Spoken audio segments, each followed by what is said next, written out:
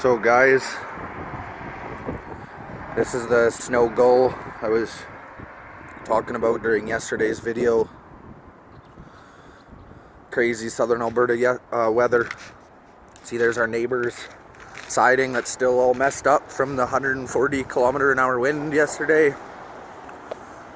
We had a wildfire here yesterday with the wind. And now we got like 1 to 3 centimeters, I think.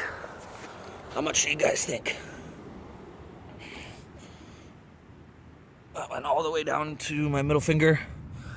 About inch and a half. Pretty crazy, yeah. With all the snow in. Pretty crazy weather change within 24 hours.